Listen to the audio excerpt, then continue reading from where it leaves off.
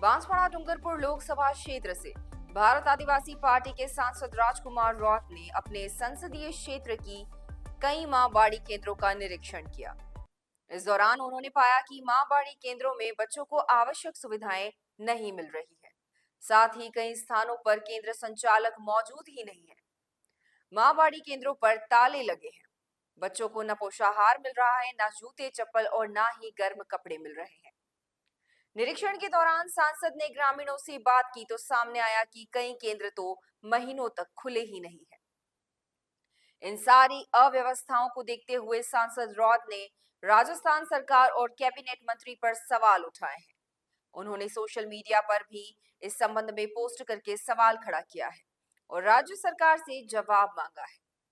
सांसद ने social media x पर पोस्ट करते हुए लिखा है कि जनजाति विकास विभाग द्वारा संचालित मां बाड़ी केंद्रों पर पिछले 3-4 माह से खाद्य सामग्री, स्टेशनरी एवं विभागीय नियमानुसार अन्य सुविधाएं बच्चों को नहीं मिल रही है, जिससे हजारों आदिवासी बच्चों का केंद्रों से पलायन हो रहा है।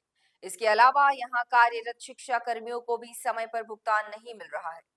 उन्होंने कहा कि जनजाति विकास मंत्री की गलत नीतियों की वजह से हजारों आदिवासी बच्चों का भविष्य अंधकार में डूब रहा है। जवाहर साथियों, कई दिनों से चर्चा चल रही थी और कई शिक्षा कर्मियों के द्वारा और अभिभावकों के द्वारा, मुझे कार्यकर्ताओं के द्वारा जानकारी प्राप्त हो रही थी। न्यूज़पेपर में भी इस बात को छपा था कि जो हमारे आदिवासी बाहुल्य क्षेत्र के अंदर गरीब परिवार के बच्चों को पढ़ाने के उद्देश्य से जो माँबाड़ियां संचालित हो रही है, इन माँबाड़ियों में 3-4 महीनों से किसी प्रकार की कोई सुविधा प्राप्त नहीं हो पा रही है।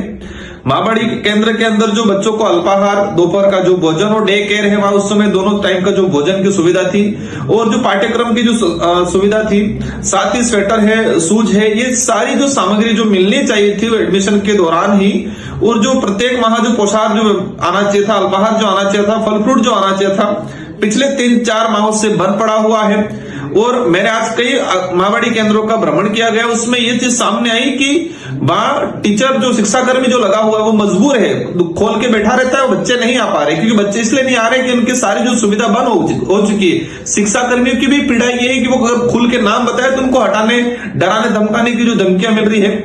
मेरा डबल इंजन की सरकार का दावा करने वाले भजनलाल जी से अनुरोध है, मुख्यमंत्री जी से, और साथ ही विशेषकर टीएडी विभाग के जो मंत्री जी हैं बाबूलाल जी, और जो जानकारी सामने आई है कि अपने चौहतों को टेंडर दिलाने के चक्कर में भ्रष्टाचार करने के उद्देश्य से ये सारी प्रक्रिया लेट की जा रही है और आदिवासी बच्चों के साथ अत्याचार हो रहा है, उनका भविष्य अंधकार में डाला जा रहा है। जिस तरह से ये माँबाड़ी केंद्रों पर जो आज मुझे जानकारी मिली कि बच्चे नहीं आ रहे हैं, सारी माँबाड़ी अब बंद पड़ी है, कागजों में चल रही है अधिकतर, और शिक्षा कर्मी भी मजबूर है, बच्चों को जबरदस्ती बुलाते हैं, लेकिन वहां सामग्री नहीं होने की वजह से, सुविधा नहीं होने की वजह से बच्चों का ठहराव नहीं हो पा रहा है।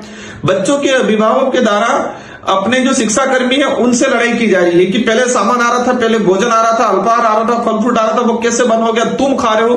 तो शिक्षा कर्मी की तरफ दोनों तरफ से डंडा पड़ता है, अधिकारियों की तरफ से डंडा पड़ता है कि उनको खोला जाए आंगनबाड़ी ये माँबाड़ी केंद्र, और दूसरी तरफ से अभिभावक की तरफ से भी डंडा पड़ रहा है कि तुम लोग क्या कर रहे हो, सामग्री नहीं आ रही है। तो मेरा विशेषकर बाबूलाल जी मंत्री जी से अनुरोध है, आप सच में स्वीकार करें, मैं कोई आरोप प्रत्यारोप नहीं कर रहा हूं, हकीकत है वो बता रहा हूं कि सच में टीएडी डिपार्टमेंट की भंडा डाल हो चुका है।